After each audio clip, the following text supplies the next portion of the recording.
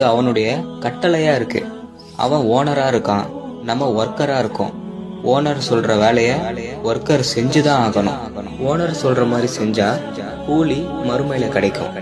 உதாரணத்துக்கு இதய துடிப்பு ஒரு நொடி கூட நம்ம கட்டுப்பாட்டுல இல்ல, அல்லாஹ்வுடைய கட்டுப்பாட்டுல தான் இருக்கு. இது எவ்வளவு பெரிய அருட்கொடையா இருக்குன்னு பாருங்க. இதுக்காகவே நம்ம சஜிதாலேயே இருந்தாலும் ஈடாகாது. தொழுகை அல்லாஹ்வுடைய கட்டளையா, ஆர்டரா இருக்கு. அதை நம்ம விரும்பி ஏன் இறைவனுக்கு நான் நன்றி செலுத்துறேன். இந்த விதத்தோட தொழுது பாருங்க. நமக்கு ரொம்ப பிடிச்சமானவங்க ஏதாவது உதவிக்காக கால் பண்ணா எந்த வேலையில இருந்தாலும் ஆளா போவோம், அவங்க மேல உள்ள அன்பால.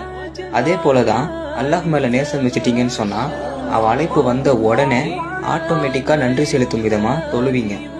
நாம நல்லா இருந்தாலும் சரி, சிரமத்துல இருந்தாலும் சரி தொழுவோம். இதுக்கான பலன் மறுமையில கண்டிப்பா பார்ப்போம்.